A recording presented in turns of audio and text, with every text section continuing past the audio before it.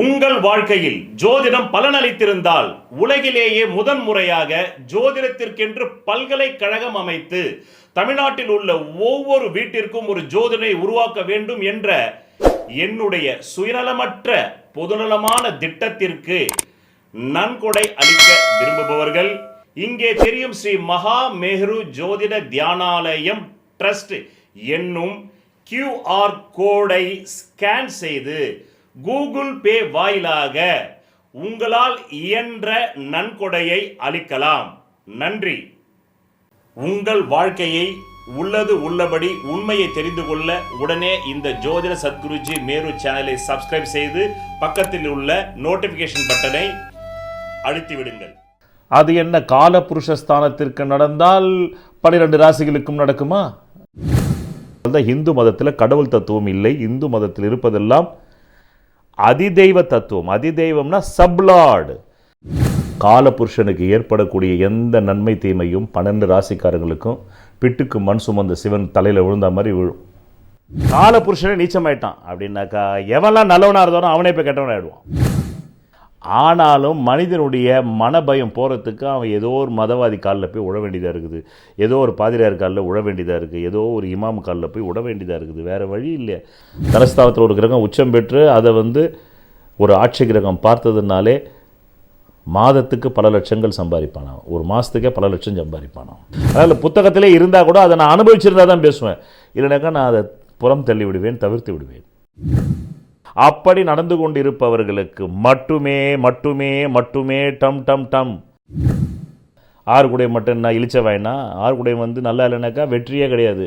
8 குடை நல்லா இல்லைனாக்கா திடீர் அதிர்ஷ்டமே கிடையாது. 12 குடை நல்லா இல்லைனாக்கா சேமிப்பே கிடையாது. அதனால் 12 பாவங்களும் ஜோதிடத்தில் எமோஷனல் கிடையாது. நைனா ஒன்லி மேத்தமேட்டிக்கல் பைலா வில் அப்ளை. லக்னத்துக்கு முன்னும் பின்னும் சுப கிரகங்கள் யார் ஜாதகத்தில் அடிப்படையில் பரிவர்த்தனை இருக்கோ அவங்களுக்கு மட்டும்தான் வியாபாரத்தின் மூலம் வரும். அதனால தான் இங்க வியாபாரம்னு போட்டேன். உங்கள் வாழ்க்கையில் விடை காண முடியாத கேள்விகளுக்கு விடை சொல்ல வருகிறார் the one and only hat-trick success astrologer in India, ஜோதிட சத்குருஜி மெஹரு. தன் சுய ஜாதகத்தின் மூலம் விழிப்புணர்வு பெற்ற ஒரு மறைபொருள் ஞானி.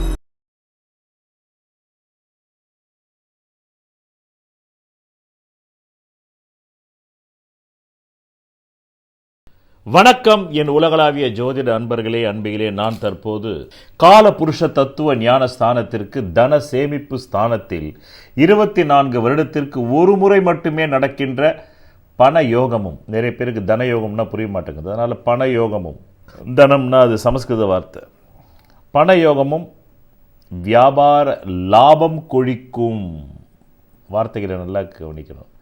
வியாபார லாபம் கொழிக்கும் குரு சுக்கிர கிரக பரிவர்த்தனை நடைபெறுகிறது. இதை ஏன் நாம் கால புருஷனுக்கு எடுத்துக்கொண்டு அது என்ன கால புருஷஸ்தானத்திற்கு நடந்தால் 12 ராசிகளுக்கும் நடக்குமா? மேஷம், ரிஷபம், மிதுனம், கடகம், சிம்மம், கன்னி, துலாம், விருச்சிக, தனுசு, மகர, கும்ப, மீனத்துக்கு எப்படிங்க நடக்கும்? என்னங்க இது சுத்த அன்லாஜிக்காக இருக்குது அப்படின்னு ஜோதிடம் கொஞ்சம் தெரிஞ்சவங்க, தெரிஞ்சுக்கிட்டு இருக்கிறவங்க, இல்லை முத்தன ஜோதிடம் தெரிஞ்ச படுத்து படம் தின்னு கொட்டை போட்ட ஜோதிடர்கள் எல்லாருமே நினைக்கலாம், கேள்வி வர வேண்டுமல்ல, அப்போ தானே சரியான பதில் கிடைக்கும். அதனால் ஏன் அப்படின்னா காலபுருஷனுக்கு நிகழக்கூடிய எந்த ஒரு நன்மை தீமையும் எப்படி பிட்டுக்கு மண் சுமந்தார் சிவனுன்னு சொல்கிறாங்க. சிவன்ன்றது ஒரு உருவகம் தானே தவிர சூரிய ஆதிக்கம் உள்ள எல்லாரும் சிவன் தான். இப்போ நான் சூரிய ஆதிக்கம் தான், கார்த்திகை நட்சத்திரத்தில் பிறந்திருக்கிறேன். எனக்கு பூர்வ புண்ணியாதிபதி அலெக்சாண்டரை போல் 5 சூரியன் கேது, அங்கேயே வர்க்கோத்தமம், அதுக்கு முன்னும் பின்னும் சுபகர்த்தார் யோகம். அதனால் நட்சத்திரமும் நான் சூரியனுடைய நட்சத்திரம், எனக்கு பூர்வ புண்ணியாதிபதியாகவும் சூரியன் வராரு, சந்திரனுக்கு சுகாதிபதியாகவும் சூரியன் வராரு. அதனால் நான் சூரிய ஆதிக்கம் பெற்றவன் தான். என்னை நான் இப்பொழுது சிவன் என்று சொல்லிக்கொள்ளலாம். அதே போல் உங்கள் ஜாதகத்தில் சூரியன் பூர்வ புண்ணியாதிபதியாகவோ பாக்கியாதிபதியாக ஆட்சி உச்சம் ஜோதிடத்தில் சொல்லப்பட்ட 15 விதிகளில் பலமாக இருந்தால், அட்லீஸ்ட் 10 விதிகளுக்கு மேல் பலமாக இருந்தால் கூட நீங்கள் உங்களை சிவனுடைய அம்சம் என்று சொல்லிக்கலாம். அம்சம் நல்லா கவனிக்கணும். உண்மையிலே ஒருத்தர் சிவன் வாழ்ந்திருந்தார்னா கூட அவர் சூரிய அம்சம், அவ்வளோதான். ஸோ இந்த சூரிய ஆதிக்கம் பெற்ற எல்லாருமே வந்து சூரிய அம்சம், அந்த சூரியனுடைய அதிதெய்வம். அதனால தான் இந்து மதத்தில் கடவுள் தத்துவம் இல்லை. இந்து மதத்தில் இருப்பதெல்லாம் அதிதெய்வ தத்துவம். அதிதெய்வம்னா சப்லார்டு. சப்லார்டுன்னா என்ன? துணை முதலமைச்சர், முதலமைச்சருக்கு துணை முதலமைச்சர். அந்த கிரகத்தினுடைய கதிர்வீச்சை பெறுவதற்காக நாம் ஒரு விக்கிரகத்தை பிடிச்சு அந்த சூரிய கிரக கதிர்வீச்சை எல்லாம் மந்திர வடிவத்தில், பிறகு உலோக, அந்த சூரிய கிரகத்துக்குன்னு சில உலோகங்கள் இருக்குது, அதன் மூலமாக பிடிச்சு நாம் ஒரு வழிபடுறது தான் சிவன் என்ற அந்த சிவலிங்கம். அது ஒரு ஆணினுடைய வந்து லிங்கமும் பெண்ணின் யோனியும் இரண்டும் ஒன்றை ஒன்றி கவ்விக்கொண்டிருக்கக்கூடிய அந்த கவ்வுதல் தான் நாம் வந்து பிரபஞ்ச படைப்புக்கு வருவதால் அதை நாம் வந்து சிவலிங்க வடிவமாக்கி அதை சூரியனால் தான் ஆமாம் ஒரு ஆணுக்கு ஒரு பெண்ணுக்கு உயிரே வருகிறது. அதனால் உயிர் உற்பத்திக்கு சூரியனே காரணம். அந்த சூரியன் எப்படி உயிர் உற்பத்தி பண்ணுறாரு? அவர் சந்திரன் என்ற தனக்குள்ளிருந்தே வந்து வெடித்து சிதறிய ஒரு கோள் நீண்ட காலமாக நீர்ப்பாதமாக இருந்து கெட்டியானதோடு புணர்ச்சி பண்ணுறாராம். புணர்ச்சி பண்ணி பிரபஞ்ச படைப்பை உருவாக்குறார். ஆஹா, என்ன கவித்துவம் பார்த்தீங்களா? இதுதான் சிவபுராணம், சக்தி புராணம், வேறு ஒன்றும் கிடையாது. வெங்காயம் புடலங்காய், இதுதான் விஷயம். எங்கள் குருநாதர் இப்படி தான் சொல்லுவார், சிவம் வெங்காயம் புடலங்காய் அப்படின்வார். அந்த மாதிரி வெங்காயம் புடலங்காய் இவ்வளோ தான். இப்போது இது ஏன் காலபுருஷனுக்கு வந்தால் 12 ராசிக்காரங்களுக்கும் நன்மையோ தீமையோ ஏற்படுகிறது என்றால், காலபுருஷனுக்கு ஏற்படக்கூடிய எந்த நன்மை தீமையும் 12 ராசிக்காரங்களுக்கும் பிட்டுக்கு மண் சுமந்த சிவன் தலையில் விழுந்த மாதிரி விழும். ஒரு உதாரணம் சொல்கிறேன்.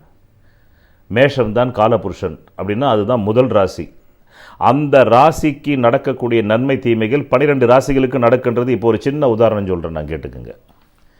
அப்போது காலபுருஷத்துக்கு தத்துவ ஞான ஸ்தானத்துக்கு அதிபதியான அங்காரகன் கடந்த 20 அக்டோபர் 2024 முதல் கிட்டத்தட்ட 2025 ஜூலை வரலும், அதில் குறிப்பாக 2024 அக்டோபர் 20லிருந்து 2024 அக்டோபர் 20லிருந்து 2025 ஜூன் மாதம் ஆமாம் 6ஆம் தேதி வரலும் கடகத்தில் நீசம், பிறகு வக்ரமை மிதுனத்துக்கு போய் மீண்டும் மிதுனத்திலிருந்து வக்ரமை கடகத்துக்கு வரார்.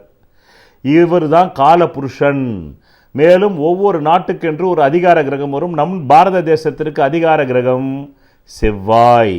அவர் போய் வந்து காலபுருஷ தத்துவ ஞானஸ்தானத்துக்கு சுகஸ்தானத்தில் நீச்சம் பெற்றதுனால 2024 அக்டோபர்லேருந்து எத்தனை உலகத்துக்கே, ஏன்னா காலபுருஷன்னா அந்த பூமிக்கே அவர் தான் காலபுருஷன். அதில் நம்ம பாரத தேசத்துக்கு அதிகாரி அவர்னால நம்ம பாரத தேசத்துக்கு இன்னும் வந்து அவர் அதிக இன்ஃப்ளூயன்ஸ் பண்ணுறாருன்னு அர்த்தம். அப்போ இந்த 2024 அக்டோபர்லேருந்து எத்தனை இடர்பாடுகள் உலகம் ஃபுல்லாக, எத்தனை போர்கள், எத்தனை விமானங்கள் வந்து தரை விழுந்து நொறுங்கிச்சு, எத்தனை கிரைம் ரேஷியோ. செவ்வாய் தான் கிரைம் ரேஷியோ, அங்காரகன் தான் கிரைம் ரேஷியோ. அப்போ காலபுருஷனுக்கு சுகஸ்தானம், வீடு, மனைஸ்தானம், எத்தனை பூகம்பங்கள். இப்போ அமெரிக்காவை எடுத்துக்கோங்க. அமெரிக்காவில் வந்து வரலாறு காணாத அளவுக்கு ஆமாம் கிட்டத்தட்ட வந்து பார்த்திங்கன்னா நகரமே, லாஸ் ஏஞ்சல்ஸ் நகரமே வந்து எரிஞ்சு போச்சே. லாஸ் ஏஞ்சல்ஸ் நகரம் 4ஆம் இடம், சொத்து சுகம், அதுவும் கடகம், கடல் பரப்பு. கடல் பரப்பில் சைடில் இருக்கக்கூடிய எல்லா நாடுகளும் பொதுவாக வந்து கடகம் என்பது என்ன? நார்த் ஈஸ்ட் சைடு ஃபுல்லாகவே வந்து தீவிரவாதம் கை தூக்கும், பாம் பிளாஸ்ட் அதிகமாக நடக்கும். சந்திரன் வந்து கடகம் என்பது பெண் வீடு, அதனால் பெண்கள் மானபங்கப்படுத்தப்படுவார்கள். ஏன்னா அங்காரங்கன் அங்கே போய் உட்காரான். அவன் தான் யார்? சாடிஸ்ட். செவ்வாய் தான் சாடிஸ்ட். நீச்சமாயிட்டான். செவ்வாய் தான் வந்து போர் கிரகம். செவ்வாய் பலமாக இருந்தால் ஐபிஎஸ் ஆகிடுவான். செவ்வாய் கெட்டு போனாக்கா அந்த ஐபிஎஸ் போய் பிடிக்கிற என்கவுண்டர் லிஸ்ட்டில் உள்ள ரவுடி ஆகிடுவான். அங்காரகன் யார் ஜாத்தில் ஆட்சி உச்சமாக இருக்குதோ அவங்க வந்து என்ன வீரம் இருக்கும் அவங்கக்கிட்ட, ஆனால் க்ரைம் பண்ண மாட்டாங்க. யாருக்கெல்லாம் செவ்வாய் அஸ்தமனம், யாருக்கெல்லாம் செவ்வாய் வந்து 6, 8, 12 ஆட்சி உச்சம் இல்லாமல் அஸ்தங்கதம் பெற்று நீசம் பெற்று இருக்குதோ அவன் தான் க்ரைம் பண்ணுவான். அந்த க்ரைம் என்ன க்ரைம் பண்ணுவான்? அவன் உட்கார்ந்த இடத்துக்கு ஏற்ற மாதிரி. இப்போ செவ்வாய் எங்கே உட்காந்துருக்கான்? காலபுருஷனுக்கே 4ஆம் இடம். 4ஆம் இடம் என்பது காலபுருஷனுடைய இருதயம். அப்போது அங்கே போய் நீசமானதுனால இருதய சுத்தியோடு இப்போது இல்லாத ஆண்கள் யாரெல்லாம் இந்த பிரபஞ்சத்தில் 800 கோடி பேர் இருக்கிறார்களோ அவர்கள் இருக்கக்கூடிய நாடு, அவர்கள் இருக்கக்கூடிய மாநிலம், அவர்கள் இருக்கக்கூடிய மாவட்டம், நகரம் போன்றவற்றில் என்னென்ன செய்யணுமோ எல்லாமே செய்வாங்க. என்னென்ன தீமைகளை செய்வார்களோ எல்லாமே செய்வார்கள். காலபுருஷனுடைய இருதயஸ்தானத்தில் போய் ஒரு காலபுருஷனே நீச்சமாயிட்டான் அப்படின்னாக்கா எவெல்லாம் நல்லவனாக இருந்தானோ அவனே போய் கெட்டவனாகிடுவான். கொஞ்சம் பூர்வ புண்ணியம், கொஞ்சம் வினயம், கொஞ்சம் விதயஸ்தானம் என்ற 4ஆம் இடமும் பூர்வ புண்ணியஸ்தானம் என்ற 5ஆம் இடமும் அந்த ஜாதகத்தில் 9 கிரகம் எவனுக்கெல்லாம் பலவீனமாக இருக்குதோ, ஏற்கனவே எவெல்லாம் தப்பு பண்ணணும் அப்படின்னு சான்ஸ் தேடிக்கிட்டே இருந்தவனோ, இது 2 வருஷத்துக்கு ஒரு வாட்டி நடக்கும். ஒவ்வொரு வாட்டி நடக்கும்போது சம்பவங்கள் வேறாக இருக்கும். இப்போ லாஸ் ஏஞ்சல்ஸ் பற்றிக்கிட்டு போச்சு, அப்போ வேறு ஏதோ ஒரு பிரச்சனை வந்திருக்கும், நமக்கு தெரியாது. இல்லை, நமக்கு தான் கணத்துக்கு ஒரு தீமை நடக்கும்போது நீங்கள் எதை மனசில் வச்சுப்பீங்க? நேற்று நடந்த தீமை 3 வயசு குழந்தைய கற்பழிச்சான்னா இன்றைக்கி 1 வயசு குழந்தைய கற்பழிக்கிறான். அதனால் 3 வயசு குழந்தைய கற்பழிச்சது நமக்கு பெருசாக தெரியாது இன்றைக்கி. அதனால் நமக்கு வரக்கூடிய கிரைம் எல்லாமே முன்னதை விட கொடூரமானதாகவும், முன்னதை விட தீவிரமானதாகவும், முன்னதை விட தாக்கத்தை நம் மனதில் அதிகம் ஏற்படுத்துவதாகவும் இருக்கும்போது நாம் எப்படி நினைவில் வைத்துக் கொள்ள முடியும்? ராசி பலன்கள் பார்ப்பதால் உங்கள் வாழ்க்கையில் எதுவும் நடக்காது. இந்த பிறவியில் உங்கள் ஜாதகம் எதை சாதிக்க பிறந்திருக்கிறதோ அதை அறிந்தால் மட்டுமே நீங்கள் நினைத்த ஒரு வாழ்க்கையை உருவாக்கி கொள்ள முடியும். நன்றி. இப்போ இது எதுக்காக சொன்னோன்னா, காலபுருஷ தத்துவ ஞான ஸ்தானத்தின் அதிபதியான செவ்வாய் நீச்சமானதுனால தான் உலகமெங்கும் லாஸ் ஏஞ்சல்ஸில் தீ விபத்து, பூகம்பங்கள், சுனாமிகள், 4வது வகையான வைரஸ் வேறு சைனாவில் வந்துடுச்சு. அது வந்ததுனாக்கா ஆளை மல்டிப்புளில் கொல்லும். இப்படி இவ்வளோ பதட்டம். ஏன்னா செவ்வாய் தான் நம்ம ரத்தத்தில் இருக்கக்கூடிய நோய், சிகப்பு அணுக்களை ரூல் பண்ணுவேன். அவன் நீசமாயிட்டான்னா என்ன அர்த்தம்? அதனால தான் 6ஆம் இடத்துக்கு சனியை செவ்வாயை காரகத்துவ கிரகமாக கொடுக்குறோம். 6ஆம் இடத்துல கடன் இருக்குது, வழக்கு இருக்குது, நோய் இருக்குது. கடன் இருக்குது, வழக்கு இருக்குது, நோய் இருக்குது. இதை தீர்வு செய்யக்கூடிய, கடனை தீர்வு செய்யக்கூடியவர் யார்? வழக்கு தீர்வு செய்யக்கூடியவர் யார்? நோயை தீர்வு செய்யக்கூடியவர் யார்? நோயை தீர்வு செய்கிற ஒரு மருத்துவர் அங்கே இருக்கார். நீ கடன் கட்டலைனாக்கா உனக்கு தண்டனை கொடுக்குற நீதிபதி அங்கே இருக்கார். உன் வழக்கில் நீ வெற்றி பெறணும்னா நீதிபதியோட தீர்ப்பு அங்கே இருக்குது. நீ பண்ணுற குற்றத்துக்கு பெரிய குற்றமாக இருந்தால் உன்னை சிபிஐ கைது பண்ணோம்னா சிபிஐ 6ஆம் இடத்துல இருக்குது, சிபிசிஐடி 6ஆம் இடத்துல இருக்குது, விஜிலன்ஸ் டிபார்ட்மெண்ட் 6ஆம் இடத்துல இருக்குது, என்கவுண்டர் பண்ணுற ஐபிஎஸ் அதிகாரிகள் 6ல் இருக்காங்க. அதே 6ல் தான் என்கவுண்டர் செய்யப்படும் குற்றங்களை செய்யக்கூடியவர்களும் இருக்கிறார்கள். ஆமாம். இப்போ சம்பவ செந்தில்னு ஒருத்தர் தேடிக்கிட்டு இருக்காங்களே, சம்பவ செந்தில், அந்த மாதிரி பல சம்பவ செந்தில்கள் அங்கே 6ல் இருக்கான். பல தாவூத் இப்ராஹிம்கள் 6ல் இருக்கான். பல சோட்டா கே ஷக்கீல் 6ல் இருக்கான். சோட்டா கே ராஜன் 6ல் இருக்கான். உசாமா பின் லேடன் 6ல் இருக்கான். அல்லுமா இருக்கான். ஐஎஸ்ஐ இருக்கான். எந்தெந்த தீவிரவாத இயக்கம் உலகத்தில் இருக்கோ எல்லாம் 6ல் இருக்கான். அந்த 6ஆம் இடத்துக்கே காரகத்துவம்னா அந்த 6ஆம் இடத்துக்கு அந்த தீவினைகளை எல்லாம் செய்வதற்கென்னு ஒரு கிரகம் இருக்குது இல்லை, அவர் தான் அங்காரகனும் சனியும். இப்போ அங்காரகன் 4ஆம் இடத்துல போய் காலபுருஷ தத்துவஸ்தானமான கர்ப்பஸ்தானம், அது காலபுருஷனுக்கே கர்ப்பஸ்தானத்தில் போய் காலபுருஷஸ்தானம் நீச்சம்னாக்கா எவனுக்குமே இப்போ கர்ப்பம் இருக்காது. ஆண்டிக்கும் கர்ப்பம் இருக்காது, அரசனுக்கும் கர்ப்பம் இருக்காது, சமயவாதிக்கும் இருக்காது, அறம் ஒழுகவனுக்கும் இருக்காது, பூசாரிக்கும் இருக்காது, மதவாதிக்கும் இருக்காது. அப்புறம் எப்படி? இது எங்களை மாதிரி ஜோசியம் தெரிஞ்சவங்க நாங்கள் எங்கள் குடும்பத்திலலாம் சொல்லி இந்த நேரத்தில் எங்கேயும் போடாதியா, நீ ஐயர்கிட்ட போய் தீர்த்தம் வாங்கினாலும் ஐயர் தீர்த்தத்தை வச்சுட்டு தப்புன்னு அவனே குங்குமம் வச்சுருவான் பெண்கள்னு பார்க்காம காமத்தில். அப்படி தானே இப்போ காளிகாம்பாள் கோயிலில் எல்லா பெண்களுக்கும் ஐயரே நெத்தியில் குங்குமம் வச்சு விட்டு வயிற்றுலையும் புள்ளையை கொடுத்துட்டாருன்னு நிறைய செய்தி வந்ததில்லை. இப்படி நிறைய வரும். எனக்கு தெரிஞ்ச ஒரு அம்மா ராமநாதபுரத்தில் ஜமீன் பரம்பரை, அந்த அம்மா கோயிலுக்கு போனாக்கா அங்கே அந்த அம்மாவை பார்த்து அந்த ஐயரே நான் அவனை ராசாத்தி மாதிரி வச்சுக்கிட்டேன், என் பொண்டாட்டிக்கிட்ட சுகம் கிடைக்கல, நீ 2வது பொண்டாட்டியாக வந்துடுன்றானா. இவன் எப்படி ராசாத்தி மாதிரி வச்சுப்பான்? இந்த ஆளே கோயிலில் ஐயர், தட்டில் விழுற காசு தான் இந்த ஆளுக்கு வரும், இவர் எப்படி ராசாத்தியாக வச்சுக்க முடியும்? காமம்.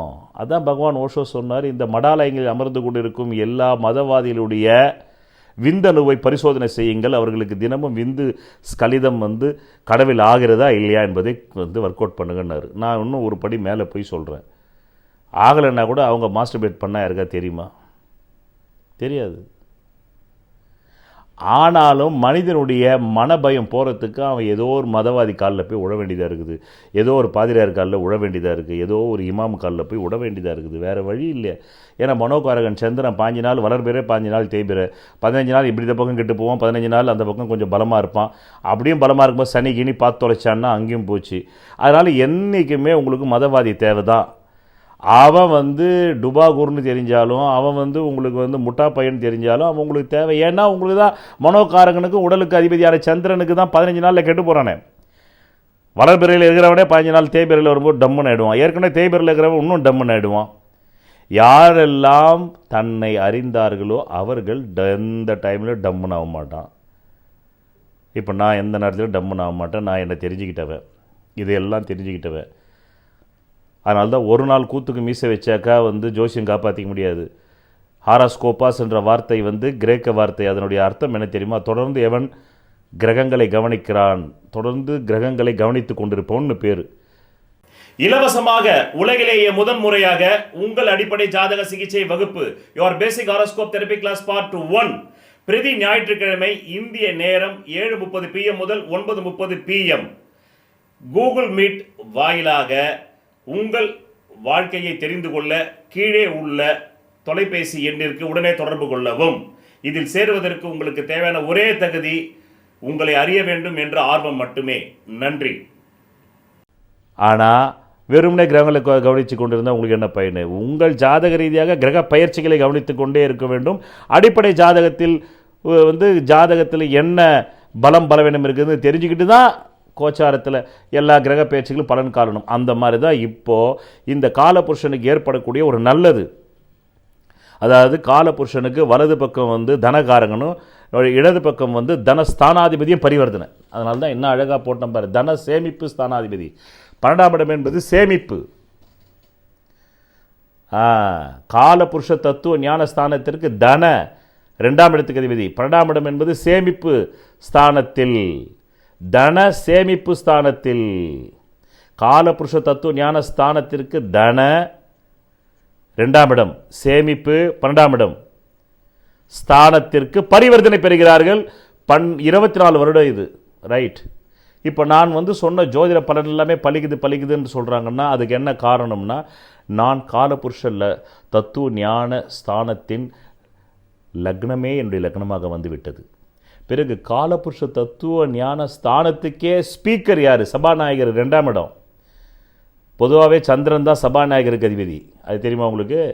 9 கிரகங்களில் சந்திரன் தான் சபாநாயகருக்கு அதிபதி. சந்திரன் தான் பிறர் மனதில் இருக்கக்கூடியது அறிபவன் தானே சபாநாயகர். ஒருத்தர் எந்திரிக்கும் போதே சட்டசபையில் சபாநாயகருக்கு தெரியும் எதிர்கட்சிக்காரர் ஏதோ வில்லங்கமாக கேள்வி கேட்க போகிறான், கொஞ்சம் உட்காருங்க அவர் கேட்கட்டணும். அந்த அவருன்றது யாருன்னாக்கா ஆளுங்கட்சிக்காரனா. அவர் பேச அப்புறமே நீ கேளுங்கன்னா அதுக்கப்புறம் மதிய இடைவேளை வரும். அப்புறம் மீண்டும் மதியானம் உட்காந்த உடனே இன்னொருத்தர் கேள்வி கேட்பாங்க. அதுவும் வில்லங்கமான கேள்வி இருக்குன்றது கண்டுபிடிச்சிடுவார் சபாநாயகர் அடுத்த மனசில். அவனுக்கு பேச்சுக்கு கொடுக்கவே மாட்டார். கடைசியில் ஆட்சி போகிறதுக்கு 10 நாள் முன்னாடி கத்துவாங்க எல்லோரும், நீங்கள் அடுத்த வாட்டி பேசுங்கன்னு 4 வருஷம் பேச உள்ளேன்னு. அப்போவும் சபாநாயகர் மனசறிஞ்சு அழகாக ஆளுங்கட்சிக்கு சப்போர்ட்டாக பண்ணி விட்டுருவார். அப்போது என்னுடைய காலபுருஷ தத்துவ ஞான ஸ்தானத்தின் லக்னாதிபதியே மேஷமாகி அவருக்கு ஸ்பீக்கர்ன்னு சொல்லக்கூடிய 2ஆம் இடம் என்ற அந்த ரிஷபமே என்னுடைய ராசியாக மாறி, அதுவே என்னுடைய தனஸ்தானமாகவும் மாறி, அதுவே என்னுடைய வாக்குஸ்தானமாகவும் மாறி, அதுவே என்னுடைய வித்தை ஸ்தானமாகவும் மாறதுனால தான் நான் என்னை ஸ்புடம் போட்ட தங்கமாக 30 வருடங்களாக ஒரு நாளைக்கு 18 மணி நேரம்னு என்னை அறிஞ்சிருக்கேன். நான் அதில் 2 வருஷம் 18 மணி நேரம்னு அறிஞ்சிருக்கேன். அதுக்கப்புறம் ஒவ்வொரு நாளும் 2 மணி நேரம் 4 மணி நேரம்னு என்னை அறிஞ்சிக்கிட்டே வந்ததுனால தான் நான் சொல்வதெல்லாம் அப்படி பலிக்குது. என்ன அஸ்ட்ராலஜி காடுன்றாங்க, கடவுளை விட மேலானவர்ன்றாங்க, கடவுளை என்று சொல்லி உங்களை அசிங்கப்படுத்த விடவில்லைன்னு கமெண்ட் வந்திருக்கு. இப்போ தெரியுதா? நான் காலபுருஷனாக இருக்கிறனால தான் நான் சொல்கிறது 12 ராசிக்காரனுக்கு பழிச்சிருக்கு. அதை கமெண்ட்டு நான் ஸ்க்ரீன்ஷாட் எடுத்து நான் நம்ம கம்யூனிட்டி பேஜில் போட்டிருக்கேன். என்னோடய சோஷியல் மீடியாவில் ஃபேஸ்புக்கு, ட்விட்டரு, இன்ஸ்டாகிராமு எல்லாத்துலேயும் போட்டிருக்கேன். நான் இன்னமும் போட்டு கொண்டு இருக்கிறேன். நாளையும் போடுவேன், உயிருள்ளவரை போடுவேன். இப்போ புரிஞ்சிருக்கும் இந்த விளக்கம் உங்களுக்கு. காலபுருஷ தத்துவ ஞான ஸ்தானத்துக்கு நடக்கிற நன்மை தீமை 12 ராசிக்கு நான் சொல்கிற ஜோசிய பலன் எப்படி பலிக்குதோ அப்படித்தான் பலிக்கும். அதனால தான் பிரபஞ்ச தாக்கம் எது வந்தாலும் முதல்ல என்னை தாக்குது. அதனால தான் நாங்கள் தான் முதல்ல COVID-19 சொன்னேன். 2020 மார்ச் 10ஆம் தேதி இப்போ அப்லோடு பண்ணியிருக்கேன். நான் அப்லோடு பண்ண அப்புறம் தான் 2020 மார்ச் 10ஆம் தேதி அப்லோடு பண்ண அப்புறம் தான் 2020 மார்ச் 22ஆம் தேதி எடப்பாடி கே பழனிசாமி வந்து லீவ் விட்டார், எல்லாருக்கும் ஸ்கூலுக்கு லீவ் விட்டார். அதனால் இப்போ இது விஷயம் சரி. எனக்கு நடக்காமல் நான் எதையுமே சொல்ல மாட்டேன். ஏன்னா எனக்கே ஒரு அனுபவம் இல்லைன்னு வச்சுக்கிங்க. நான் வந்து மண்டபத்தில் யாராவது எழுதி கொடுத்த மாதிரி திருவிழாடலில் நாகேஷ் மாதிரி வந்து இப்போ வந்து கவிதை எழுதவில்லை. பொங்குதே என் செய்வோ நன் செய், ஆமாம், பெண்களின் கூதல் இலகை இயற்கையில் மனம் உண்டான்னா நான் ஏதாவது பெண்ணை பார்த்துருக்கணும், என் மனைவியை பார்த்துருக்கணும். இல்லை நான் வந்து காதலிகள்கிட்ட வந்து அந்த நறுமணம் வருதான்னு நான் பார்த்துருக்கணும், அவங்க தலையில் வாசனை. அப்போ தான் நான் சொல்ல முடியும். இந்த பிறவிலையாவது பார்த்துருக்கணும், என் காதலியோட தலையிலேருந்து வருதா, என் மனைவி தலையிலேருந்து வருதா, ஆமாம், இல்லை போன பிறவியில் வந்து என்னுடைய காதலியின் தலையிலேருந்து வந்ததான்னா அதை ஞாபகத்தை எடுத்து பேசலாம். வெறுமனே வந்து நாகேஷ் மாதிரி பேச முடியாது, இல்லை நக்கீரர் மாதிரியும் பேச முடியாது. நக்கீரரும் பார்க்காம தான் பேசுகிறாரு. சிவன் வேணால் தன் பத்தினி கிட்ட பார்த்துருக்கலாம், அவருக்கு இன்னொரு பத்தினி கங்கை இருக்காள், அவளிடம் பார்த்துருக்கலாம். ஆனால் நக்கீரரும் பார்க்காம பேசுகிறாரு, நாகேஷும் பார்க்காம பேசுகிறாரு. ஆனால் நான் அப்படி கிடையாது. நான் சிவன் போலவன். ஒன்று நான் என்னுடைய பார்வதியிடம் பார்த்துருக்க வேண்டும், இல்லை என் கங்காவிடம் பார்த்துருக்க வேண்டும், கங்கை என்ற இரண்டாவது மனைவிடம் பார்த்துருக்க வேண்டும். இல்லைன்னா நான் எப்படி பேச முடியும்? அதனால தான் நான் சொல்கிறது எல்லாமே டக்கு டக்கு டக்குன்னு பலிக்குது. அந்த மாதிரி இப்போ எனக்கு இது வந்து 24 வருஷத்துக்கு முன்னாடி பலிச்சிருக்கு. அதுவும் சும்மா பலிக்காது. எனக்கு ஃபார்ச்சுனா லக்னம்னு ஒன்று உண்டு. அந்த ஃபார்ச்சுனா லக்னத்துக்கே சுக்கிரன் அதிபதியாக வந்து, அதனால தான் ஒவ்வொரு சுக்கிர பயிற்சியும் நான் சொல்லும்போது நடக்குது. ஒரு அன்பர், கிறிஸ்துவ அன்பர் போட்டிருக்காரு, குருஜி நீங்கள் ஒரு வருஷம் சுக்கிர பயிற்சியில் வந்து சொன்னதுனால நான் ஒரு இடம் வாங்கி போட்டேன்னு ஒரு கமெண்ட்டே வந்திருக்குது. அதே நான் ஷேர் பண்ணியிருக்கேன் ஸ்க்ரீன்ஷாட்டில். காரணம், எனக்கு சுக்கிரன் வந்து 2க்கு அதிபதியாக வந்து அவரே 4ஆம் இடத்துல உட்காந்து திக்பலம் பெற்று 8 பரல் வாங்கி வீடு கொடுத்த உச்சமாகி பரிவர்த்தன பலம் பெற்று அம்சத்தில் மூலத்திரிகோண வீட்டில் ஆட்சி பலம் பெற்று இப்போவே எத்தனை பலம் சொல்லிட்டேன் பார்த்தீங்களா? 4ஆம் இடத்துல திக்பலம், 8 பரல், வீடு கொடுத்த உச்சம், பரிவர்த்தனை, அம்சத்தில் மூலத்திரிகோண வீட்டில் ஆட்சி, 5 ஆகிப்போச்சு. ராசிக்கல் மோதிரம் அணிவதால் பலனில்லை. உலகிலேயே பூர்வ புண்ணிய அதிர்ஷ்ட விக்கிரகத்தின் பின்புறத்தில் மூலிகை கலந்த ரத்தினங்களை நான் ஒருவன்தான் செய்து தருகிறேன். இதன் வாயிலாக நான் பிரபல திரைப்பட பிரமுகர்களுக்கும் அரசியல் பிரமுகர்களுக்கும் கேன்சரையே குணப்படுத்தி உள்ளேன். 7 கோள்களுக்கு என்று 7 பிரதான தெய்வங்கள். இதை ஜோதிட அறிவியலை வைத்தே இந்து மத வேதங்கள் உருவாக்கியது. அதை வேதங்களே இந்த வார்த்தையால் ஒத்துக்கொள்கின்றன, ஜோதிடம் வேதத்தின் கண் என்று. இந்த 7 கோள்களில் ஏதோ ஒரு கோளின் லக்னத்தில் தான் நீங்கள் பிறந்திருப்பீர்கள். அந்த கோளுக்குரிய விக்கிரகத்தின் பின்புறத்தில் உங்கள் ஜாதகத்திற்கு அதிர்ஷ்டத்தை தரக்கூடிய ரத்தினங்களை அணிந்து நெஞ்சு குழியில் பதிவதால் மட்டுமே நீங்கள் நல்ல கல்வி, நல்ல திருமண யோகம், நல்ல குழந்தை பாக்கியம், நல்ல வீடு மனை வாகன யோகம், சகல ஐஸ்வர்யங்களை பெற முடியும். நன்றி. ஃபார்ச்சுனா லக்னத்துக்கு அதிபதி அவராகவே வராரு, 6 ஆகிப்போச்சு. அந்த வீட்டுக்கு ஒரு 36 பரல், 7 ஆகிப்போச்சு. அவரே எனக்கு ராசியாதிபதியாக வராரு, 8 ஆகிப்போச்சு. அவர் 10 குடையவனோட சார பரிவர்த்தனையில் இருக்கார், 9 ஆகிப்போச்சு. அவர் வந்து ஷட்பலத்தில் நல்ல பலம் வாங்கியிருக்காரு, குறைச்ச பலம் வாங்கலை, 10 ஆகிப்போச்சு. மேலும் எனக்கு 2ஆம் இடத்தை 9 கிரகங்களும் பார்த்திருக்கிறது. அதே மாதிரி வந்து சாரம், அதாவது அந்த 9ஆம் இடத்தை வந்து எனக்கு குரு பார்த்துருக்கு. அதாவது 2ஆம் இடம் என்ற வாக்குஸ்தானத்தை செவ்வாய் பார்த்துருக்காரு, லக்னாதிபதியாக இருந்து. குரு பார்த்துருக்காரு, பாக்யாதிபதியாக இருந்து. 2 குடையவன் சனியுடைய சாரம் வாங்கியிருக்கார், வாக்காதிபதி. அதே மாதிரி சுக்கிரன் என்னுடைய பூர்வ புண்ணியாதிபதி என்னுடைய வாக்காதிபதி சாரத்தில் உட்காந்துருக்காரு. என்னுடைய குருவே வந்து புதனும் வந்து தனஸ்தானத்தில் உச்சம் பெற்ற சந்திரசாரம் வாங்கியிருக்கார். தனஸ்தானத்தில் வேறு ஒரு உச்ச கிரகம், தனஸ்தானத்தில் ஒரு கிரகம் உச்சம் பெற்று அதை வந்து ஒரு ஆட்சி கிரகம் பார்த்ததுனாலே மாதத்துக்கு பல லட்சங்கள் சம்பாதிப்பானாம், ஒரு மாதத்துக்கே பல லட்சம் சம்பாதிப்பானாம். அப்போ இத்தனையே என் ஜாதகத்தில் இருக்கிறதுனால தான் நான் அஸ்ட்ராலஜி காட் என்ற கமெண்ட் வாங்க முடிஞ்சுது. இப்போது இந்த சுக்கிர பயிற்சி பார்க்குற நீங்கள் எதுக்காக சொல்ல வரேன்னா, நீங்கள் பார்ப்பீங்க, இது ஒரு முன்னுரை தரேன். இல்லைடா இவர் சுக்கிர 24 வருஷத்துக்கு முன்னாடி வந்தது இப்போ வருதுன்றா நமக்கு ஒன்றுமே வரலன்னா உங்களுக்கு இதெல்லாம் இருந்திருக்காது. என்ன மாதிரி உங்களுக்கு இருந்திருக்காது. அந்த மாதிரி யாருக்கு ஜாதகத்தில் இருக்குதோ அவங்களுக்கு தான் நடக்கும், சும்மா நடக்காது. நான் என்ன சும்மா உங்கள்கிட்ட பெருமையாக சொல்லிக்கணுன்றதுக்காக சொல்லலை. பின்ன வேறு நான் எதை சொல்ல வைப்பேன்? என் அனுபவத்தை தான் நான் உங்களுக்கு சொல்ல முடியும். நான் தானே ஜோசியம் சொல்லினுக்கிறேன். நான் மண்டபத்தில் யாராவது ஒருத்தருடைய அனுபவத்தை போய் கேட்டுக்கிட்டு வந்து குறிப்பு எடுத்துகிட்டு வந்தால் நான் வந்து ஜிகர்தண்டா மாதிரி படம் எடுக்க முடியும்? நாளைக்கே நான் படம் எடுத்தால் கூட என் வாழ்க்கையில் நான் வேசார்படியில் பார்த்தது, அங்கே ரவுடிசம் பார்த்தது, அதிலிருந்து வரக்கூடிய நாட்ஸை வச்சுக்கிட்டு அதை எப்படி ஃபேப்ரிகேட் பண்ணி அதை ஒரு லைவ்லியாக எடுக்கலான்னு தான் எடுக்க முடியும். அப்படி தான் எல்லா டைரக்டரும் எடுப்பான். அப்போ இது ஜோசியம் இல்லை.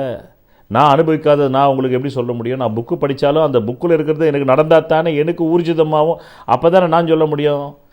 இல்லைனாக்கா டெய்லி வீடியோ கேமரா ஆன் பண்ணிவிட்டு என்னுடைய ஐஃபோன்லேயே வந்து எடுக்க சொல்லிட்டு ஒவ்வொரு புக்கை கையில் வச்சுக்கிட்டு பேசுவேன். இப்போ சாக்ரட்டிஸ் ஸ்டுடியோவில் ஒருத்தர் பேசிக்கிட்டு இருக்காரு தத்துவத்தை பற்றி, அவர் எல்லா புக்கை வச்சுக்கிட்டு பேசுகிறாரு. அவ்வளோதான், அவர் சொல்லிடுறாரு. அவர் தான் என்கிட்ட எதுவும் ஒரிஜினல் தாட்டு கிடையாதுங்க, அந்த மாதிரி எதிர்பார்த்து வராதிங்கன்னு நேர்மையாக சொல்லிடுறாரு. நான் அப்படி கிடையாது. எனக்கு அனுபவம் இருந்தால் தான் சொல்லுவேன், இல்லைனா சொல்ல மாட்டேன். அது என்னுடைய வந்து நான் 30 வருடங்களாக என்னை வந்து ரீஇன்ஸ்பெக்ட் பண்ணேன். அதனால தான் வந்து பகவான் ஓஷோ சொல்லுவார், யாருக்கு ரெஸ்பெக்ட் கிடைக்கும் சமூகத்தில்னா யார் ரீஇன்ஸ்பெக்ட் பண்ணாங்களோ அவங்களுக்கு தான் ரெஸ்பெக்ட் கிடைக்கும். Respect the word came from reinspect. சும்மாவே வந்து ரெஸ்பெக்ட் கிடைக்குதா? எனக்கு சும்மாவே ரெஸ்பெக்ட் கிடைச்சிச்சா? நான் என்னை ரீஇன்ஸ்பெக்ட் பண்ணதால் ரெஸ்பெக்ட் கிடைக்குது. கடவுளை விட மேலானவர்னு சொல்லிட்டு அந்த சாக்ரட்டிஸ் ஸ்டுடியோ அந்த தத்துவ ஆசிரியருக்கு யாராவது போட்டிருக்காங்களா? கடவுள் என்று சொல்லி உங்களை அசிங்கப்படுத்துவர்கள்னு போட்டிருக்காங்களா? கிடையாது. ஏன்னா அவர் பேரட்டு. அதனால தான் பகவான் ஓஷோ சொல்லுவார், கல்லூரி வந்து பேராசிரியர்களுக்கு இருக்கக்கூடிய தைரியம் போல் உலகத்தில் யாருக்குமே இருக்காது. ஏன்னா அவங்க ஒரே பாடத்தை அவங்க சாகரவில் நடத்துகிறதுனால அவங்க தைரியமாக நடத்துவாங்க. எதை பற்றி பேசுவாலும் தைரியமாக பேசுவாங்க, ஆணித்தரமாக பேசுவாங்க. ஏன்னா அவங்க பேரட்ஸ், அவங்க அப்படி தான் பேசி ஆகணும். இப்போ ஒரு தத்துவ பேராசிரியர்னாக்கா அந்த தத்துவத்தை பற்றி அவர் ஸ்ட்ராங்காக பேசுவார். அவர் ஏன்னா அவர் கிட்டத்தட்ட 30 வருஷம் சர்வீஸ் பண்ணியிருக்காரு. 60 வயசில் ஒரு ரிட்டையர்மெண்ட்டு. அவர் ஒரு 25 வயசில் போயிருப்பார் காலேஜில் ப்ரொஃபஸராக. 35 வருஷம் சர்வீஸ் சும்மாவா? அப்படியே மூளை முடுக்கில் எல்லாம் போய் வந்து உலகத்தில் இருக்கிற ஒரு 150 தத்துவவாதிகள் வந்து உட்காந்துட்டு இருப்பாங்க. அதை 150 தத்துவவாதியை பற்றி அவங்களால வந்து ஸ்பான்டானியஸாக பேச முடியும். ஆனால் அதில் ஒரிஜினல் தாட்டு நீங்கள் 151வது தத்துவவாதியாக ஏதாவது சொல்லுங்கன்னா, ஐயா அந்த மூளை நமக்கு இல்லைங்க. அதைத்தான் சாக்ரட்டிஸ் ஸ்டுடியோவுடைய அவர் வந்து போரா முரளி சொல்கிறாரு. நான் அந்த அளவுக்குலாம் எனக்கு அறிவு இல்லைங்க. இந்த 150 பேரை பற்றி நான் 35 வருஷம் பாடம் நடத்தியிருக்கேன் மாணவர்களுக்கு. அதை பற்றி என்னால் தெளிவாக பேச முடியும். அரிஸ்டாட்டில் என்ன சொன்னார், சாக்ரட்டிஸ் என்ன சொன்னார், பெட்ரன் ரசல் என்ன சொன்னார், சார்த்ரே என்ன சொன்னார், இதை சொல்ல முடியும். பட் போரா முரளி நீங்கள் என்ன சொல்கிறீங்க? அதான் அவரே கேட்குறாரு, என்ன கேட்குறாங்க எல்லோரும், நீங்கள் என்ன சொல்கிறீங்கன்னா என்கிட்ட ஒரிஜினல் தாட் இல்லைன்னு அவரே சொல்கிறார். ஒரிஜினல் தாட் இல்லைன்னா இல்லைன்னு தான் சொல்ல முடியும். இப்போ என்கிட்ட எல்லாமே ஒரிஜினல் தாட்டு தான். ஜோசியத்தில் எதுவுமே வந்து இப்போ வந்து இரவல் தாட்டு கிடையாது. ஏன்னா நான் 30 வருஷமாக என்னை ரீஇன்ஸ்பெக்ட் பண்ணதுனால என்கிட்ட இருக்கிறது எல்லாமே ஒரிஜினல் தாட்டு. அதனால் புத்தகத்திலே இருந்தால் கூட அதை நான் அனுபவிச்சிருந்தா தான் பேசுவேன். இல்லைனாக்கா நான் அதை புறம் தள்ளி விடுவேன், தவிர்த்து விடுவேன். எதுக்கு டைம் வேஸ்ட் பண்ணோம்? என்கிட்ட நான் ஒரிஜினலாக 30 வருஷம் நான் என்னை ரீஇன்ஸ்பெக்ட் பண்ணதையே இந்த ஆயுள் முடிவதற்குள் எனக்கு பேச முடியுமான்னு டவுட்டாக இருக்குது. அவ்வளோ விஷயம் இருக்குது. இப்போவே 2300 வீடியோ போட்டுட்டேன், ஆனாலும் டவுட்டாக இருக்குது. அதனால் யார் ஜாதகத்தில் சுக்கிரன் வந்து ஃபார்ச்சுனா லக்னத்துக்கு அதிபதியாக வந்தாரோ அவங்களுக்கு இப்போ சொல்ல போகக்கூடிய மேஷம் முதல் மீனம் வரை இந்த காலபுருஷ தத்துவ ஞானஸ்தானத்திற்கு தனக்காரகனும் தனஸ்தானாதிபதியும் சேமிப்பு ஸ்தானாதிபதியும் அந்த காலபுருஷனுக்கு முன்னும் பின்னும் பரிவர்த்தனை பெறக்கூடிய காலமான 28 ஜனவரி 2025 முதல் 31 மே 2025க்குள் ராசி பலன்கள் பார்ப்பதால் உங்கள் வாழ்க்கையில் எதுவும் நடக்காது. இந்த பிறவியில் உங்கள் ஜாதகம் எதை சாதிக்க பிறந்திருக்கிறதோ அதை அறிந்தால் மட்டுமே நீங்கள் நினைத்த ஒரு வாழ்க்கையை உருவாக்கி கொள்ள முடியும். நன்றி. அவர்களுக்கு தற்போது நடைமுறையில் கேந்திராதிபதி கோணாதிபதி என்று சொல்லக்கூடிய லக்ஷ்மி விஷ்ணு ஸ்தானாதிபதிகள் சேர்க்கையோடு பார்வையோடு சாரபல பரிவர்த்தனையோடு எங்கிருந்தாலும் தசை நடந்து கொண்டிருக்க வேண்டும். அப்படி நடந்து கொண்டிருப்பவர்களுக்கு மட்டுமே மட்டுமே மட்டுமே டம் டம் டம் பொருளாதார உயர்வு வரும், சேமிப்பு வரும்.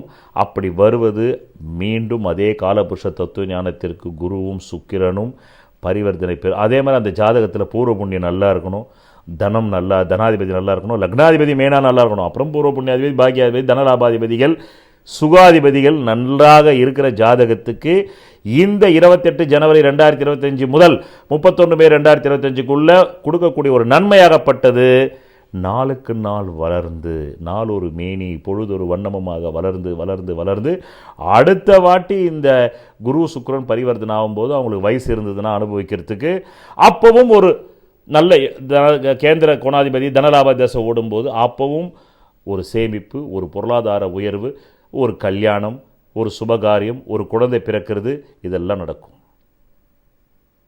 குழந்தை பிறப்பு நடக்கும், திருமணம் நடக்கும், ஒரு சொத்து வாங்குவாங்க, ஒரு புது தொழிலை ஆரம்பிப்பாங்க, வீட்டுக்கு தேவையான எல்லா விதமான நவ நாகரிக பொருட்கள் வாங்குவாங்க, தங்க நகைகள் வாங்குவாங்க, வெளிநாடு பிரயாணம் ஏற்படும், வெளிநாடு உத்தியோகம் ஏற்படும், இதெல்லாம் ஏற்படும்.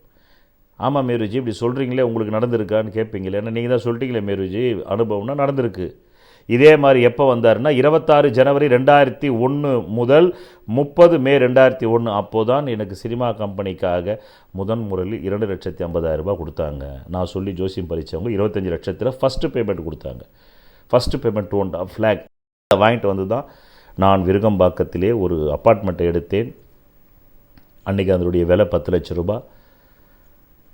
அதுக்கு நான் ஒரு 1 லட்ச ரூபா கட்டிட்டு மந்த்லி இஎம்ஐ எடுத்தேன். அதுக்கப்புறமா தான் எனக்கு ஃபைனான்ஸ் பண்ண ஆரம்பித்தேன். அதுக்கப்புறமா தான் நான் ஓப்பல் ஸ்டாக் கிளப் 11 லட்ச ரூபா கார் வாங்கினேன். முதல்ல வந்தது இந்த 26 ஜனவரி 2001 இந்த கிரக பயிற்சி வரும்போது வெறும் 2,50,000 தான். அந்த 2,50,000 தான் இந்த 24 வருஷத்தில் 12 கோடியாக மாறி இருக்கிறது. எப்படி 12 கோடின்னு சொல்கிறேன்னா, என்னுடைய ஒரு மாத செலவு 4 லட்ச ரூபா அப்படின்னா ஒரு வருஷத்துக்கு எனக்கு எவ்வளோ 48 லட்சம் ரூபா அப்படின்னா 50ன்னு வைங்க. ஏன்னா சில நேரங்களில் 4 ஆகும், சில நேரங்களில் 6 கூட ஆகும். அதனால் டோட்டலாகவே நீங்கள் 50 லட்சம் வருஷத்துக்குன்னா 5 வருஷத்துக்கு 2.5 கோடி, 10 வருஷத்துக்கு 5 கோடி, 2.5 வருஷத்துக்கு, அதாவது வருஷத்துக்கு 50 லட்சம்னா 5 வருஷத்துக்கு 2.5 கோடி, 10 வருஷத்துக்கு 5 கோடி, 20 வருஷத்துக்கு எவ்வளோ ஆச்சு 10 கோடி, மீண்டும் அந்த 4 வருஷத்துக்கு 2 கோடி, 12 கோடி.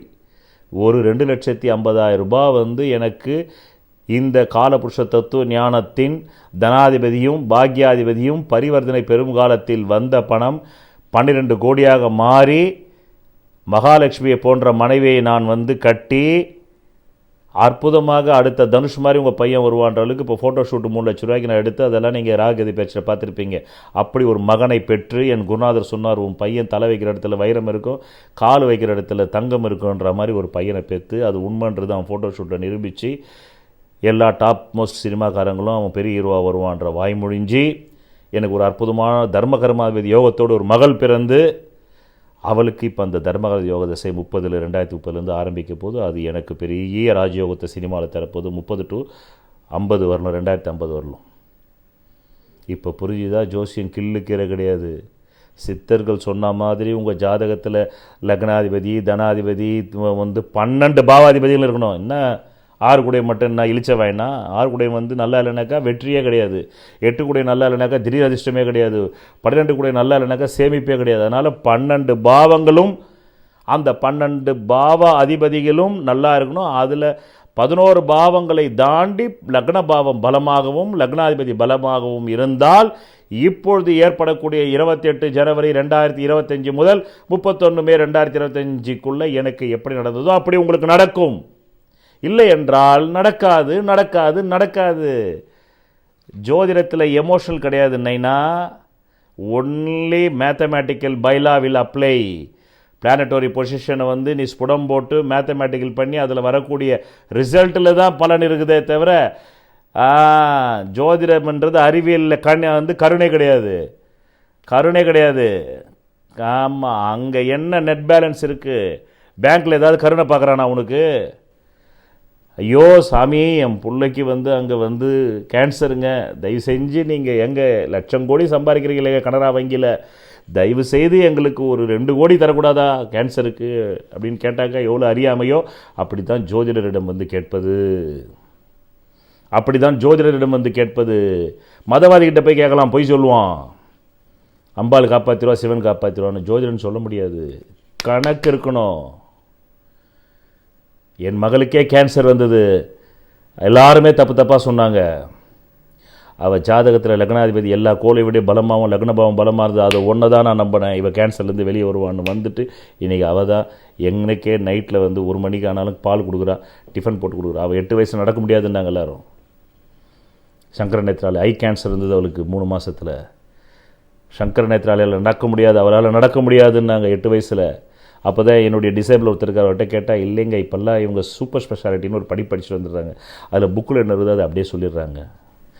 நான் உள்ளே எனக்கு என் பொண்ணுக்கு கீமோதெரப்பி நடந்துக்கிட்டு இருக்கோம், ரேடியோ தெரப்பி நடந்துக்கிட்டு இருக்கோம், நான் வெளியில் உட்காந்துக்கிட்டு அவள் ஜாதகத்தை மனசில் நினச்சிக்கிட்டு தியானம் பண்ணிக்கிட்டே இருப்பேன். அவளுக்கு லக்னாதிபதி பலமாக இருக்குது, லக்னபாவம் பலமாக இருக்குது, லக்னத்தில் குரு இருந்தால் எல்லா தோஷத்தையும் போய்க்கிடும். உங்களை புதனும் குருவும் பரிவர்த்தனை, பூர்வ புண்ணிய சாந்தத்தை பார்த்துருக்கு. ரைட், பாக்கியாவை திக்பலம், லக்னத்தில் 2 திக்பலம். இவள் பிரமாதமாக வரப்போகிறா படிப்பில். என்ன இன்றைக்கி அவள் எப்படி தெரியுமா டிஸ்டிங்ஷன், அவள் என் பையன் கூட டிஸ்டிங்ஷன் கிடையாது, என் பொண்ணு டிஸ்டிங்ஷன். அவளுக்கு ஒரு கண்ணு தான் இருக்குது, ஒரு கண்ணு கேன்சரில் போயிடுச்சு, இன்னொரு கண்ணுலேயும் அவளுக்கு டியூமர்.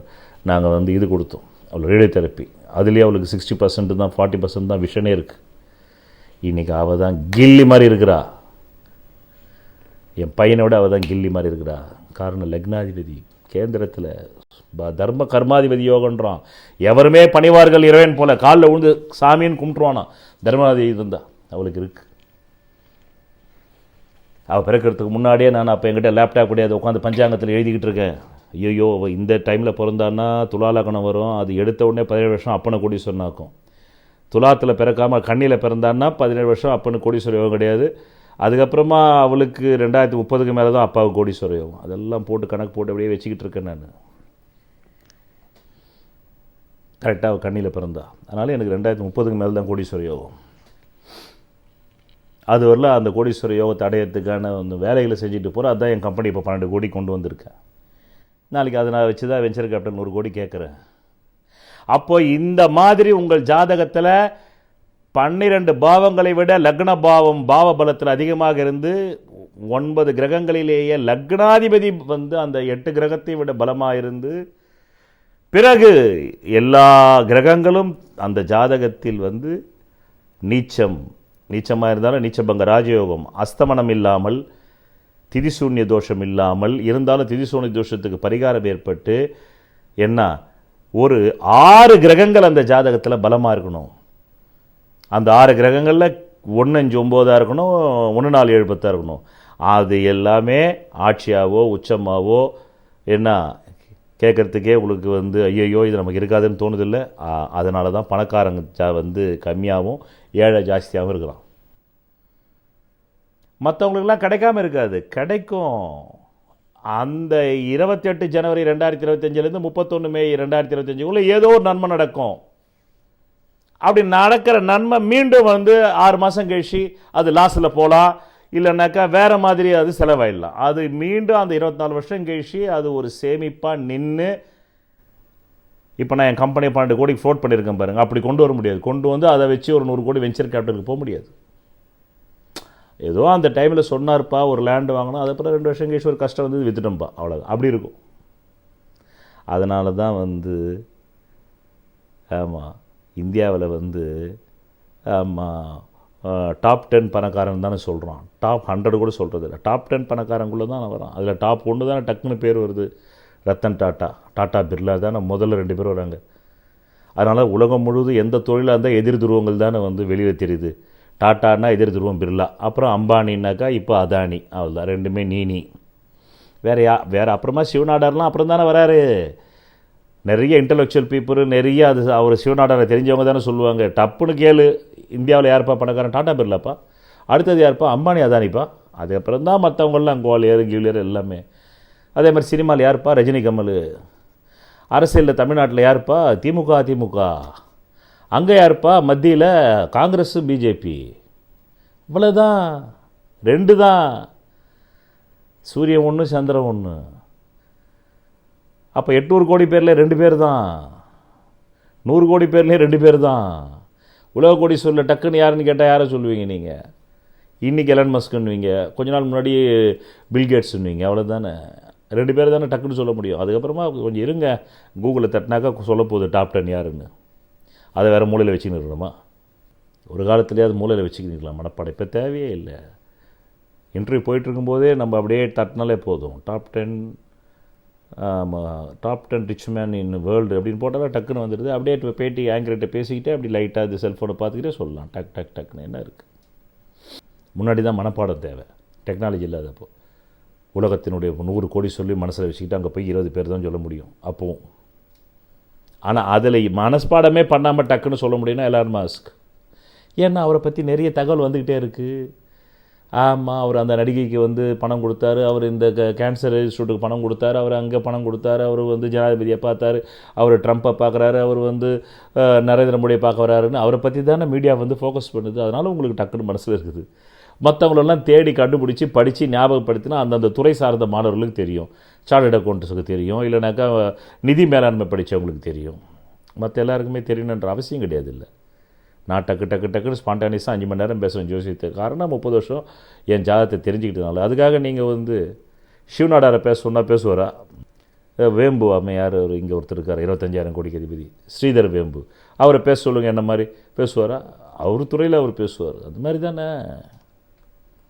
ஆக இப்போ இந்த 28 ஜனவரி 2025 முதல் 31 மே 2025 வரையிலும் மேஷராசி முதல் மீனராசி வரையில் காலபுருஷ தத்துவ ஞானஸ்தானத்திற்கு தன சேமிப்பு ஸ்தானத்தில் 2ஆம் இடத்தில் தனகாரகன், சேமிப்பு ஸ்தானத்தில் தனாதிபதி பரிவர்த்தனை பெறும்போது மேஷம் முதல் மீனம் வரை 12 ராசிக்காரர்கள் என்னென்ன விதமான நன்மைகளை அடையப் போகிறீர்கள், என்னென்ன விதமான தீமைகளையும் அடையப் போகிறீர்கள். 2 இருக்குது. ராசி பலன்கள் பார்ப்பதால் உங்கள் வாழ்க்கையில் எதுவும் நடக்காது. இந்த பிறவியில் உங்கள் ஜாதகம் எதை சாதிக்க பிறந்திருக்கிறதோ அதை அறிந்தால் மட்டுமே நீங்கள் நினைத்த ஒரு வாழ்க்கையை உருவாக்கி கொள்ள முடியும். நன்றி. இந்த குருவும் சுக்கிரனும் நல்ல ஆதிபத்தியம் வர ராசிகளுக்கு நல்லது நடக்க போகுது, தீய ஆதிபத்தியம் வர ராசிகளுக்கு தீயது நடக்க போகுது என்பதை தனிப்பதிவாக சொல்கிறேன். இது ஒரு உதாரணம், இது ஒரு முன்னுதாரணம், இது ஒரு முன்னுரை. என்னப்பா செய்யும் இந்த காலபுருஷ தத்துவ ஞான ஸ்தானத்திற்கு தன சேமிப்பு ஸ்தானத்தில் 24 வருடத்திற்கு ஒரு முறை மட்டுமே நடக்கின்ற பணயோகமும் வியாபார லாபம் கொழிக்கும் குரு சுக்கிர பரிவர்த்தனை. அது ஏன் வியாபார லாபம் என்ற வார்த்தையை போட்டேன்? ஏன் வியாபார லாபம் என்ற இடத்தை போட்டேன்? ஏன்னா இப்போ 11ஆம் இடத்துல சனி வேற இருக்கார் காலபுருஷனுக்கு. அவர் 3ஆம் பார்வையை பார்த்துக்கிட்டே இருக்கார். யாரை பார்த்துக்கிட்டே இருக்காரு? காலபுருஷனையும். அப்போது 10 குடையவன் 11 குடையவன் காலபுருஷனுக்கு லாபத்தில் நின்று தனஸ்தானத்தில் குருவும் 12ஆம் இடத்துல சுக்கிரனும். அது மட்டும் இல்லை, இப்போ ஒரு மிகப்பெரிய விசேஷத்தை சொல்கிறேன். 5க்கு அதிபதி 9க்கு அதிபதி தசை வந்தாக்கா சும்மா தான் வந்து ஆமாம், அவன் பல பிறவைகளில் வந்து யாருக்காவது வந்து இவன் ஹெல்ப் பண்ணியிருந்தானா அவங்க வந்து இவனுக்கு ஹெல்ப் பண்ணி அந்த வகையில் தான் பணம் வரும், வேறு வகையிலெல்லாம் பணம் வராது. ஆனால் லக்னத்துக்கு முன்னும் பின்னும் சுப கிரகங்கள் யார் ஜாதகத்தில் அடிப்படையில் பரிவர்த்தனை இருக்கோ அவங்களுக்கு மட்டும்தான் வியாபாரத்தின் மூலம் வரும். அதனால தான் இங்கே வியாபாரம்னு போட்டேன். காலபுருஷ தத்துவ ஞான ஸ்தானத்திற்கு தன சேமிப்பு ஸ்தானத்தில் வருடத்திற்கு ஒரு முறை மட்டுமே நடக்கின்ற பணயோகமும் வியாபார லாபம். ஏன் வியாபார லாபம்ன்ற வார்த்தையை ஏன் போட்டேன்? வெறுமனே சனி மட்டும் 11 இருக்கிறனால போட முடியாது. அப்படி 11 சனி இருந்தால் லாபமும் கொடுக்க மாட்டார். அது காலபுருஷ தத்துவ ஞானமான கடகத்துக்கு வந்து ரிஷபம் வந்து 11ஆம் இடமா ஆகும். அதே கடகத்துக்கு வந்து மீனம் வந்து 9ஆம் இடமாகும். அப்போ காலபுருஷ தத்துவ ஞானஸ்தானத்திற்கு வியாபார ஸ்தானம் என்று சொல்லக்கூடிய கடகம் என்பது அந்த கடகத்திற்கு தனலாபாதிபதி, அந்த கடகத்திற்கு பாக்யாதிபதி லாபாதிபதி பரிவர்த்தனை. அந்த கடகத்திற்கு பாக்யாதிபதியான மீனத்திற்கு அதிபதியான குரு ரிஷபத்தில் அமர்ந்து அந்த கடகத்திற்கு லாபாதிபதியான சுக்கிரன் மீனத்தில் அமர்ந்து அவர் அங்க உச்சம் பெற்று பரிவர்த்தனை ஆவறதுனால தான் அந்த வியாபார லாபம் கொழிக்கும் என்ற வார்த்தையை போட முடியும். இல்லைன்னா இந்த வார்த்தையை ஸ்ட்ரைக் பண்ணிடணும், வியாபார லாபம்னு. அனஃபா சுனஃபா யோகமே இப்படி தான் கண்டுபிடிக்கப்பட்டது. யாருடைய லக்னத்துக்கோ ராசிக்கோ முன்னும் பின்னும் சுபகிரகம் இருந்தால் அவங்களுக்கு ஏதோ ஒரு வியாபாரத்தின் மூலமாக அது அவங்களுக்கோ இல்லை அவங்க கணவருக்கோ இல்லை அவங்க குடும்பத்தில் யாரோ இரத்த உறவுகளுக்கோ ஒரு வியாபாரத்தின் மூலம் பணம் போயிட்டே இருக்கும். இப்போ என் மனைவிக்கு வந்து அவங்க ராசிக்கு முன்னும் பின்னும் சுபகிரகம். ஆமாம், அவங்களுக்கு 12ல் குரு, முன்னாடி சுக்கிரன் புதன், எல்லா சுபகிரகமும் சந்திரனுக்கு முன்னும் பின்னும் உட்காந்துருச்சு. அதனால் நான் என்ன தான் ஜோசியம் நல்லா கற்றிருந்தாலும் நான் வந்து முதல்ல வந்து வியாபாரம்னு ஆரம்பித்த வியாபாரத்துக்குன்னு ஒரு அட்வான்ஸு கொடுத்து முதல்ல கூட அது சினிமா கம்பெனி தான் வைங்க, அது சினிமா கம்பெனிக்காகத்தான் நான் 2001 வந்து ஆஃபீஸ் போட்டேனே தவிர, ஆனால் அது கூட எனக்கு வீடாகி போச்சு, என் மனைவி வந்து தங்கக்கூடிய வீடாகி போச்சு அது. ஆனால் முதன் முறையாக வந்து என் மனைவிக்கு தான் நான் பியூட்டி பார்லர் 2004 வச்சு, அப்போ எனக்கு நண்பனாக இருந்தார் எடிட்டர் மோகன், அவருடைய பையன் வந்து ஜெயம் ரவி கூட்டு வந்து திறக்க வச்சேன். ஒரு நடிகரை கூட்டு வந்து எனக்காக கூட நான் தொடர்ந்து வச்சுக்கல, திறக்க முடியல. என் சினிமா கம்பெனி கூட ஒரு நடிகை வந்து திறக்கல, ஒரு நடிகன் வந்து திறக்க முடியல. என் மனைவிக்குத்தான் 2004 முதல்ல aroma herbal beauty clinic, ever green aroma herbal beauty கிளினிக்கு அன்னைக்கு 2வது படம் பண்ணிக்கிட்டு இருக்கார். ஒரு முதல் படம் ஜெயம் மிகப்பெரிய வெற்றி, அவரை கொண்டாந்து திறக்க வைக்கிறேன் நான். என்னுடைய வந்து இன்ஃப்ளூயன்ஸ் தான் அவர் வந்தாருன்னா கூட அது என் கடை இல்லையே, அது என் மனைவி கடை இல்லவா. அப்போ அவங்களுக்கு தானே சந்திரனுக்கு முன்னும் பின்னும் அனஃபா சுனஃபா யோகம் இருக்குது. இந்த அளவுக்கு நான் அனுபவ ரீதியாக ஜோதிடத்தை பார்த்தவன். இலவசமாக உலகிலேயே முதன் முறையாக உங்கள் அடிப்படை ஜாதக சிகிச்சை வகுப்பு your basic horoscope therapy class part 1 பிரதி ஞாயிற்றுக்கிழமை இந்திய நேரம் 7:30 PM முதல் 9:30 PM கூகுள் மீட் வாயிலாக உங்கள் வாழ்க்கையை தெரிந்து கொள்ள கீழே உள்ள தொலைபேசி எண்ணிற்கு உடனே தொடர்பு கொள்ளவும். இதில் சேருவதற்கு உங்களுக்கு தேவையான ஒரே தகுதி உங்களை அறிய வேண்டும் என்ற ஆர்வம் மட்டுமே. நன்றி. அதனால் அவங்க ஜாதகத்தில் இருந்த யோகம் நடிகனை கூட்டு வந்து திறக்க வைக்க முடிஞ்சது. அதுக்கப்புறமா அவங்க கடைக்கு பக்கத்தில் நான் ஒரு கடையை திறக்க வேண்டியது. அவங்களுக்கு 2004 ஆரம்பிக்கிறேன், 3 வருஷம் கழிச்சு தான் எனக்கு ஆரம்பிக்க முடியுது. ஏன்னா எனக்கு லக்னத்துக்கு முன்னும் பின்னும், எனக்கு லக்னத்துக்கு அந்த பக்கம் சந்திரன் இருக்கார், இந்த பக்கம் குரு பார்வை தான் இருக்குது. பார்வை 50%, கிரகம் இருந்தால் 100%. அவங்களுக்கு கிரகமே இருந்தது. அது மட்டும் இல்லை, அவங்களுக்கு பாவத்தில் பரிவர்த்தனை வேறு, சந்திரனுக்கு முன்னும் பின்னும் குருவும் சுக்கிரனும் பரிவர்த்தனை அவங்களுக்கு. அதனால் அவங்களுக்கு தான் முதல்ல வியாபார ஸ்தலம் அமைஞ்சது. எனக்கு 2வதாக அவங்கள வால் பிடிச்சிக்கிட்டு போய் தான் எனக்கு அமைஞ்சுது. அவங்க வால் பிடிச்சிக்கிட்டு போய் தான் எனக்கு அமைஞ்சுது. இப்படி ஜோசியத்தை நான் அனுபவித்தேன் 30 வருஷமாக. அதுக்கப்புறம் 2வது கடையை வந்து நடிகை சீதாமா திறந்தாங்க. அவங்க அவங்களுக்கு ஒரு நான் சொன்ன ஜோதிட பலன் பழித்ததுனால. அதுக்கப்புறமா வந்து என்னுடைய 2வது கடையை அவங்க தான் திறந்தாங்க. அதுக்கப்புறம் 3வது ஆசிரமத்தையும் அவங்க தான் திறந்தாங்க, ஹேட்ரிக் மாதிரி. அப்போவும் அதுக்கும் என் ஜாதகம் சப்போர்ட் பண்ணலன்றேன், என் மனைவி ஜாதகம் தான் சப்போர்ட் பண்ணிச்சு. அதனால தான் ஒருத்தர் மேலே வந்துடுறாங்கன்னா நம்மெல்லாம் வெளியே இருந்து பார்ப்போம், அவர் மட்டும் மேலே வந்துட்டாருன்னு கிடையாது. அவங்க டிபெண்டன்ஸ் ஜாதகம் தான் அவங்கள தூக்கி விட்டுருக்கும். ஒன்று இவர் ஜாதகத்திலேயே யோகம் இருக்கணும், அப்படி இருக்காது. ஒரே ஆள் ஜாதகத்தில் எல்லா யோகமும் இருக்காது. ஜோதிடத்தில் சொல்லப்பட்ட வந்து மேஜரான வந்து 10 யோகமும் ஒருத்தருக்கே இருக்காது. நான் சொல்கிறது மேஜர். ஒரு 4 இருக்கலாம், 5 இருக்கலாம். மற்றது அவங்க மனைவிக்கு இருக்கும், மற்றது அவங்களுடைய பிள்ளைகள் இருக்கும். ஆனால் அவங்களால செயல்பட முடியாமல் இருக்கும். காரணம் அவங்களுக்கு லக்னாதிபதி வீக்காக இருக்கும். இப்போ என் குடும்பத்திலே எனக்கு தான் லக்னாதிபதியே லக்னபாவமும் நம்பர் 1 ரேங்க். அதனால் என் குடும்பத்தில் யாருக்கு எந்த யோகம் இருந்தாலும் அது என் வழியாக நடக்கும். ஏன்னா எனக்கு லக்னாதிபதி நல்லா இருக்கிறதுனால. என் மனைவிக்கு லக்னாதிபதி நல்லா இல்லை, அஸ்தமனம். அதனால் அவங்க ஜாதத்தில் உள்ள அந்த அனஃபா சுனஃபா யோகம் என் வழியாக நடக்கிறது.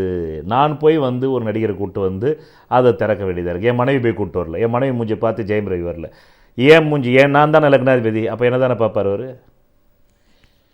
லக்னாதிபதியை தானே அவர் பார்க்க முடியும். லக்னாதிபதியை பார்த்தார். ஆனால் அந்த லக்னாதிபதி குடும்பத்தில் தன்னுடைய டிபெண்ட்டுக்கு இந்த அனஃபா சுனஃபா யோகம் இருக்குது. அந்த அனஃபா சுனஃபா இல்லாத ஒரு மனைவி வந்திருந்தாலும் வந்திருக்க மாட்டார் ஜெயம் ரவி. இங்கே தான் நீங்கள் ஜோதிட நுட்பமாக புரிஞ்சுக்கணும். சீதாம்மா எனக்கு வந்தாங்கன்னாக்கா என்னை பார்த்து தான் வந்தாங்க, நான் சொன்ன ஜோசிய பலன் பழிச்சு தான் வந்தாங்க. ஆனால் அதுக்கு அந்த நடிகை வரணும், அந்த வியாபார ஸ்தலத்துக்கு ஒரு பிரபல்யம் வரணும்னா அங்கே அனஃபா சுனஃபா யோகம் இருக்கணும். அப்படி இருந்ததுன்னாக்கா 4ஆம் இடத்துக்கு அது 9, 11 ஆகிடும். 9 பாக்கியம், 11 லாபம். அப்போ அது வியாபார லாபம். இப்படித்தான் ஆரம்ப காலத்தில் நான் ஜோதிடம் பார்க்கும்போது சில பேர் ஜாதகம் வந்து அவங்க அந்த போன ரீச்சுக்கு இருக்காது. என்னடா இருக்காதுன்னு 20 வருஷத்துக்கு முன்னாடி நான் வந்து மண்டையை உடைச்சி அப்புறம் சில பேர் ஜாதகங்களை பார்க்கும்போது அப்புறம் தான் அவங்க குடும்ப ஜாதகத்தை கேட்பேன். அதுக்கு உதாரணமாக வசந்த பவன் ரவி, அவர் ஜாதகத்தை பார்க்கும்போது அவர் அந்தளவுக்கு உச்சத்துக்கு போனதுக்கான கிரக அமைப்பு இல்லை. அப்புறம் தான் அவர் பிள்ளையது கொடுத்தாங்க. 2 பசங்களுமே அப்பனை கோடீஸ்வரன் ஆகணும்னு பிறந்திருக்கு. 2மே பாக்யாதிபதி தசையில் பிறந்திருக்கு. ஒருத்தர் ரிஷபலக்னம் பிறக்கும்போதே பூச நட்சத்திரம், சனி பாக்யாதிபதி அடித்து தூக்குது அவரை. 2வது பையனை பார்த்தாக்கா அவன் கடகலக்கணம், 9ல் ராகு, 9ல் குரு. ஆமாம், அவன் பிறந்த நட்சத்திரத்துக்கு இவங்க அப்பாவுக்கு 36 வருஷத்துக்கு இவரை பெரிய கோடீஸ்வரன் ஆகணும்னு அவன் பிறந்திருக்கான். ஆனால் 9ஆம் இடத்துலேருந்து ராகு ராகுக்கு வீடு கொடுத்தவன் பாக்யாதி ஆட்சி. ராகு ஒரு 18 ஒரு 16 36 வருஷத்துக்குள்ளே அவர் முடிஞ்சு போச்சு. சென்னை மாநகரம் ஃபுல்லாக அவர் பெரிய ஆளாயிட்டார். அப்புறம் அவர் ஜாதகத்தில் 7ஆம் இடத்துல குருவும் சுக்கிரனும். ஆமாம், சுக்கிரன் வந்து உச்சம், குரு வந்து ஆட்சி. அப்போ 9ஆம் இடம் தான் விஐபி. அதனால தான் விஐபியான ரஜினிகாந்தை அவர் கூப்பிட்டு அவருடைய இடத்த அவர்கிட்ட கொடுக்குறாரு. 9ஆம் இடம் தான் விஐபி சாவகாசம். அந்த 9ஆம் இடம் தான் வந்து ரஜினிகாந்த் வசந்த பவன் ரவியை கூப்பிடுறாரு. ஆமாம், அன்றைக்கி நல்லா நடத்திக்கிட்டு இருக்காரு. ஏன்னா அவங்க பிள்ளைங்க ஜாதகம் கோடீஸ்வரியம் கொடுத்துட்ருக்கு. ரஜினிக்கு இப்போது நியூஸு. ஏன்னா நடிகன் சுக்கிரன் இல்லையா, 7ல் உட்காந்துருக்கான்.